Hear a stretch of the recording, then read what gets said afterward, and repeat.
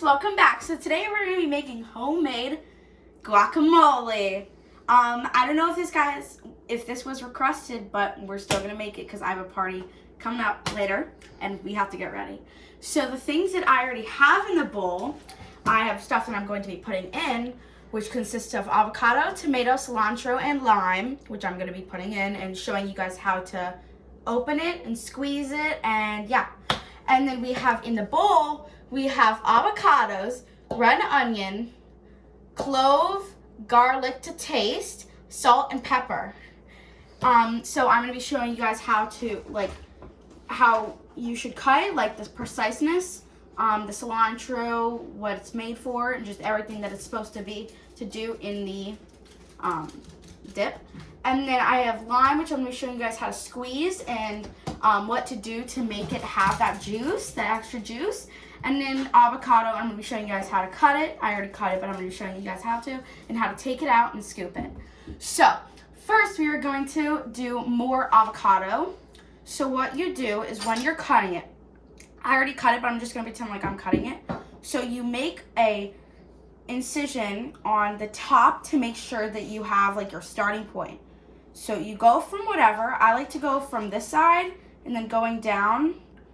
So you go down and you cut all the way through, go over the bottom, go back over, and then go on. Then what you do to open it, you don't just want to pull it apart because that's not going to make it look nice and you're going to lose a lot of that good juice. You're going to take it and twist it, and it should feel nice and smooth like that. Oh. I'm going to do that with all of these. So again, take it, cut it all around, twist it, and it's not going to be always perfect, and sometimes it might go on the right side. The pit might stay on the right side, or it might stay on the left side. That doesn't matter at all. It's just the way that the avocado is. And then again, cut it around and twist. It might be a little bit hard. See, these two had it on the right side, but then this one had it on the left side, but that doesn't matter. So we're going to take a spoon. Take the one that does not have the pit first, go onto the outside of it, scoop it out, and put it in your bowl. It's okay if you leave a little tiny bit in it, but you don't want to leave like a lot of it in because that's wasting and not really a good move. You want to use all of it. And don't do this if you don't want your hands to get dirty, because your hands are going to get very, very dirty. Once you're done with that, you can just set it to the side. You can try to get the pit out with your hands, but sometimes it works, sometimes it doesn't, depends on how ripe it is. Or you can just scoop it out and let it fall on the floor. And then have it, scoop it.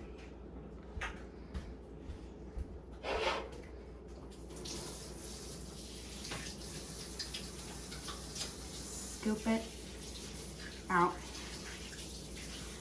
You don't have to do anything with these. Like you can, I've seen people on cooking shows, they use these as like entree holders. It depends on how nice you cut it, and then you can like put like a little tiny bit of dip in the middle and then a couple chips around it. I don't know, it doesn't really look appealing to me, but you can do it if you want to. Depends on what you like. And just cut it. So we are making this for an hors d'oeuvre for tonight. So we are making it pretty big because it's not going to be part of the full meal. I don't know, but I have a big family coming, so yeah, you just need to, it depends on how big your family is. If you're just making this at home to sit on the couch and binge watch videos with, then you should also make a lot, but no, gotta do the pit. I advise you to hold the pit down while you're scooping so it doesn't fall on the floor.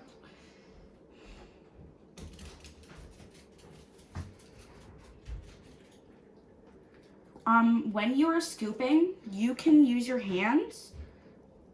I don't really like doing that, but I mean, if you want to, and also you can take it and peel off that and then just grab it and have it just full. I also don't like doing that. It takes too much time. Well, and let it fall on the floor. We're not using that.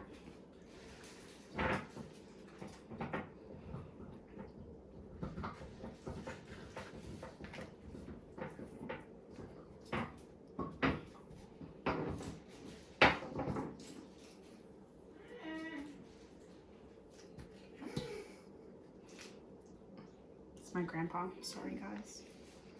Eating chocolate.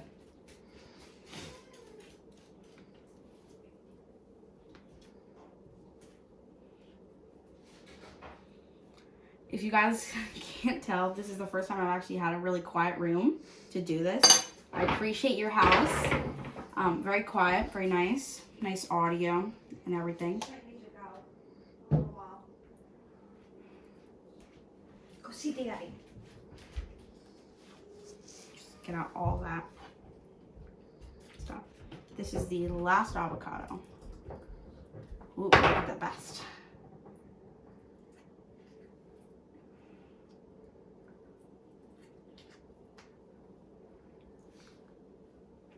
Okay, so now that's all good. There you go, you can see that. Mix it around just a little bit. Just let the onions coat it a little bit, not too much. You don't need to play around with it too much. Next, we're going to take the tomatoes. Actually, we're just gonna pick this up and slide it in. As you can see, it's very precisely cut. We like to cut into quarters so it's not that thick, because when you have it into halves, it's more thick and it's harder to chew. And when it's in quarters, it can pick up the salt more and get the juices out more. Because when it's in when it's in halves, it's not really that professional. So just slide it all off. Get off any juices that need to come off. Mix it up a little bit. Let it coat everything. Next, we're going to do the cilantro. So, you pick up a little piece and you sprinkle it around. You don't want to do too much at a time, because not really that nice. Pick up more.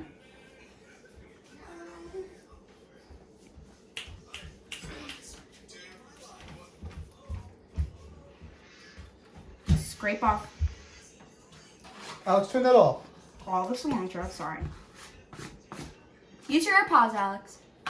Scrape off all the cilantro. Try to get it off your hands. You don't really have to, because I'm going to show you how to mix up all the guacamole, which will make it so that you don't really have to. Next, take your lime. So what you want to do is, when you have it, so say that this is all one big piece. Hey guys. Say this is all one big piece. You want to take it, throw it up, and mush it down onto the table. Just to try to get all those juices out, squeezing out the pulp, which gets the juices running.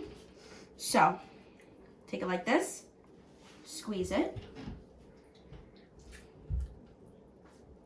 all around. You can dig it around a little bit. I like to turn it inside out and shake it around. It's okay to get some pulp in there. It actually adds more flavor, and not too much, but No, we don't want the pulp in there. and then squeeze it again. Hi again. Where are my AirPods? Or pants?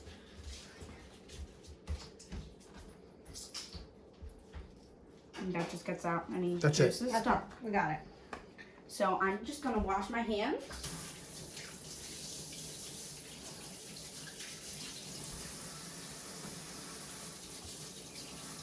You can get the soap off. You still got the soap on your hands, honey. You don't want the soap in the Always. food. Rinse them good.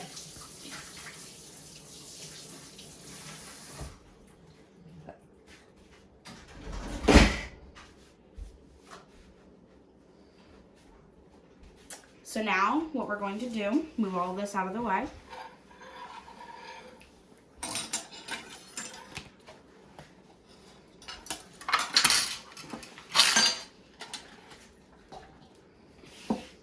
Bring it to the middle. And so you want to just first lightly just mix it around, and then you can start going with your hands.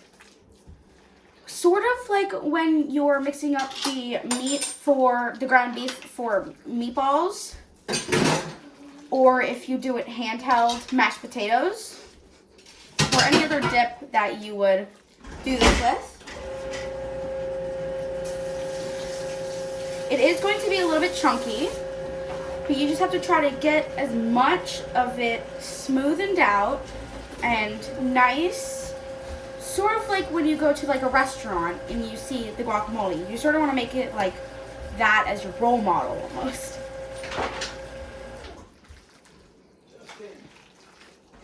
And so now I'm going to tell you what everything is for. So first, the avocado is for the base. It's like the base, just like The texture. the texture and some of the flavor. Next, the red onion is also mostly for the flavor, a tiny bit for texture, but just about all of it is for flavor. Next, the black pepper is for scent and flavor, no texture because it just disintegrates. The salt for flavor. The tomatoes for texture and flavor. The lime for scent and flavor. And am I missing anything? So yeah. Then you can do the fist method. I like the fist method. Depends on what kind of bowl you're using. Don't hurt your knuckles. Just grind it all up. And what you're doing. And you can discard the heart pieces. Yeah. So I advise you to use your hands rather than a blender because the blender takes out all the juices. It blends up all the tomatoes. It takes away the texture and it just doesn't taste as well. And also you don't have as much, like, I don't know, like. We're going to wrap it up. Okay. Well, you don't have as much way of controlling it. And you can't control the texture. So I think that's going to be it for today. Go watch some of our other videos for party hacks and party foods that you can make at home on a budget. And yeah, I hope you guys enjoy the rest of your Christmas break and New Year's. Bye, guys!